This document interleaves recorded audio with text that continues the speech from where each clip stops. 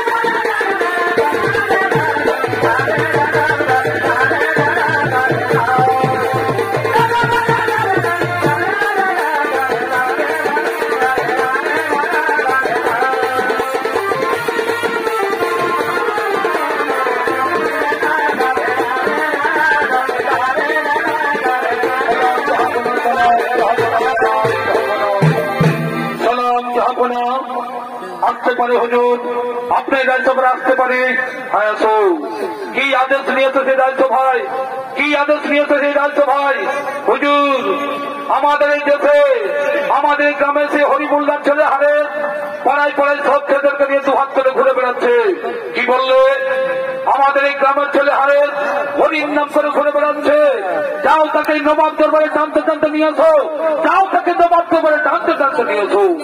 যথাদেশ যথাদেশ যাপনা যথাদেশ আমরা এক ঘড়ি তাকে টানতে টানতে নিয়ে আসো, এক ঘড়ি টানতে টানতে নিয়ে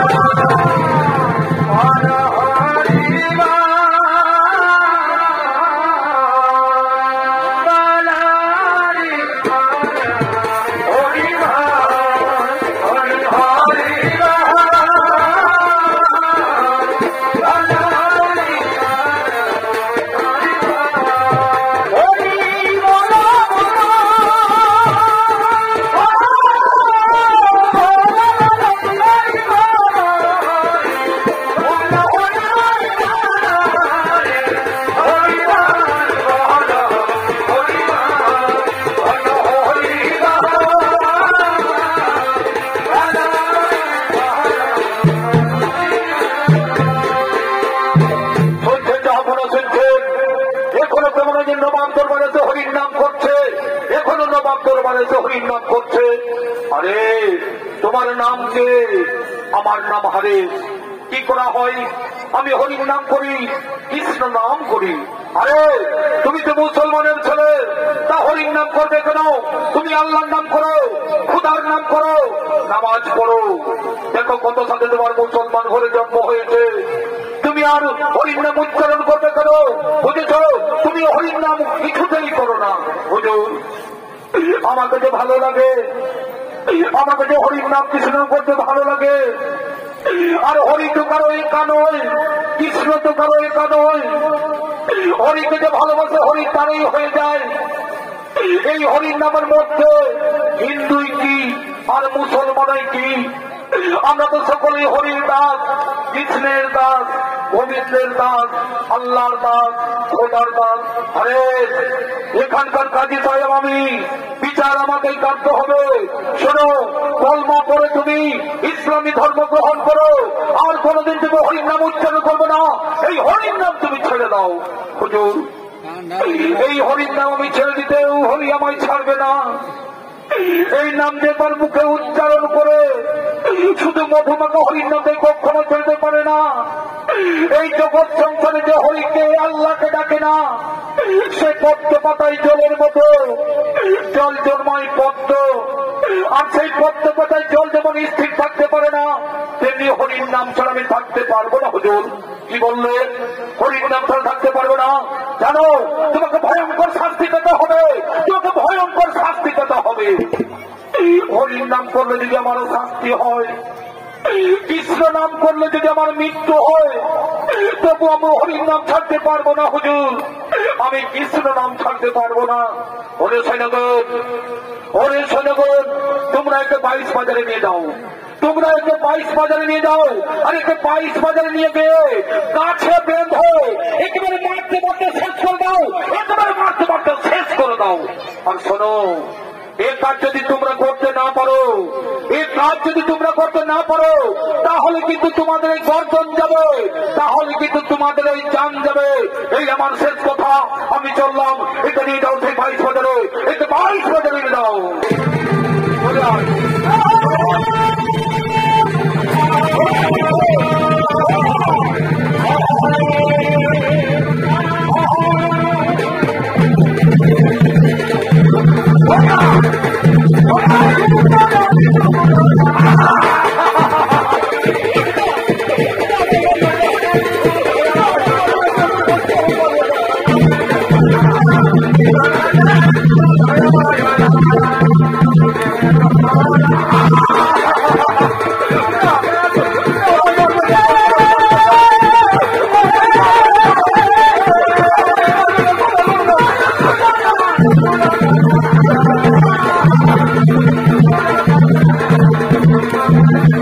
Ah!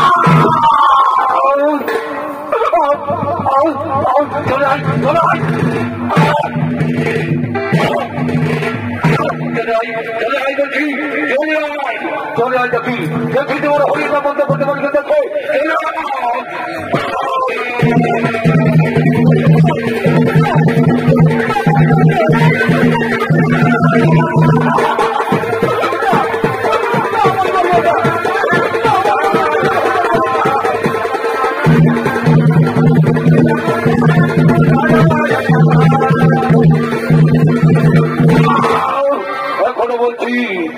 এখনো বলছি হরির নাম বন্ধ করে আল্লাহর নাম করো। এখনো বলছি হরির নাম বন্ধ করে আল্লাহর নাম করো। না, আমায় মারতে মারতে শেষ করে দিল। আমার কাছ থেকে কোনোদিনও হরির নাম বন্ধ হবে না। আমার কাছ থেকে কোনোদিনও হরির নাম বন্ধ হবে না। কি বললে? তুমি হরির নাম বন্ধ করবে না? দেখি তোমার হরির নাম বন্ধ করতে পারবে না।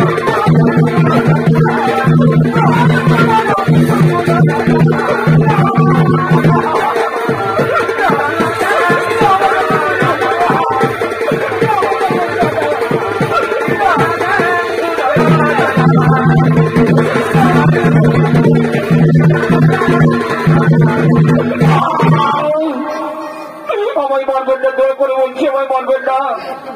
যতক্ষণ না তোমার মুখ থেকে হরির নাম বন্ধ করতে পারি ততক্ষণ পর্যন্ত আমরা চাবুক চালিয়ে দেবো। আমাদের কাজী সাহেবের আদেশ, আমাদের কাজী সাহেবের আদেশ। তোকে মেরে শেষ করতে পারলে আমরা বহুত ইনাম পাবো, আমরা বহুত ইনাম পাবো।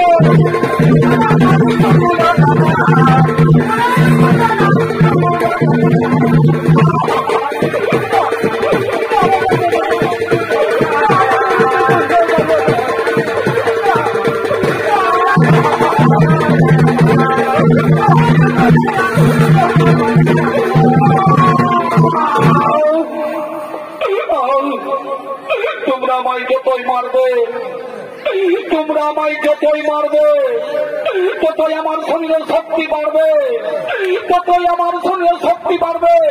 আর তোমাদের দেহের শক্তি ধীরে ধীরে ক্ষয় হয়ে যাবে। কি বললে? তোমার দেহের শক্তি বাড়বে আর আমাদের দেহের শক্তি ক্ষয় হয়ে যাবে। দেখি তোমার দেহের শক্তি করে বাড়বে।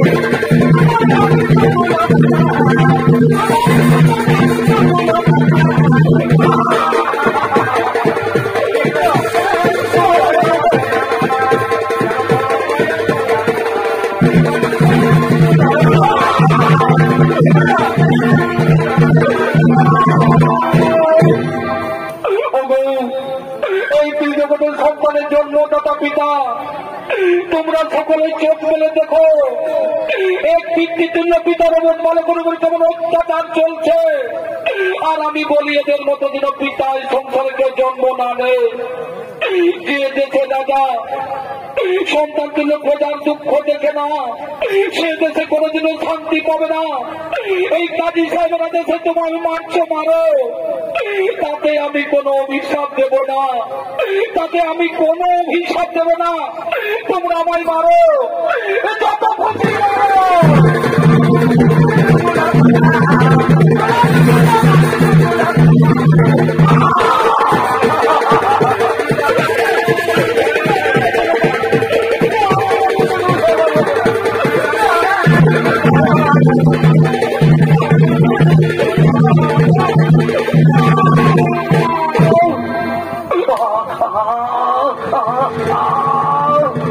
আমি মারতে পারছি না, আমি আর মারতে পারছি না।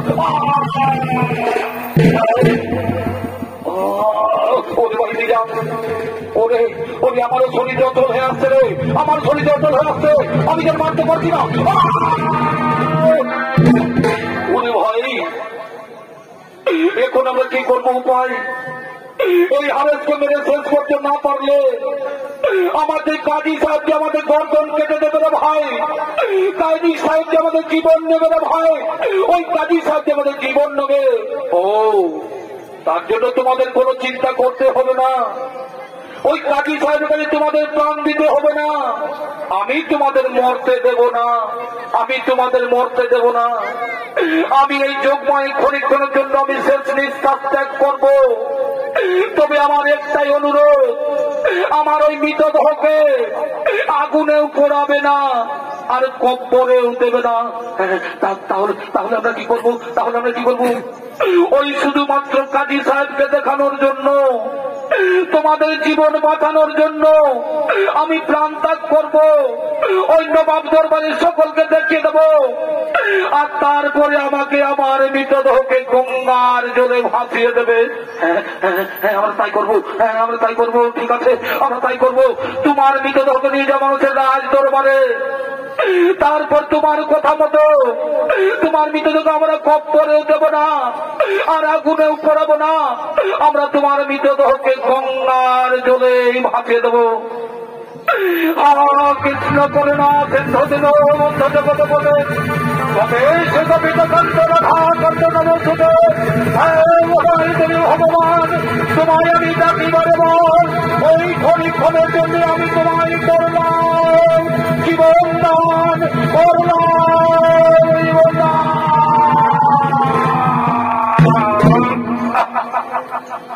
তাই তো, এই তোর ভাই, এই তো সেই হারের হরির নাম কৃষ্ণ নাম করতে করতে করে প্রাণ ত্যাগ করলো। চলো চলো, একে আমরা নিয়ে যাবো সেই রাজ দরবারে, ওই রাজগড় দরবারে রাজসাজকে দেখিয়ে তারপর আমরা তাকে গঙ্গার জলে ভাসিয়ে দেবো। চলো, আমরা বিলম্ব করবো না।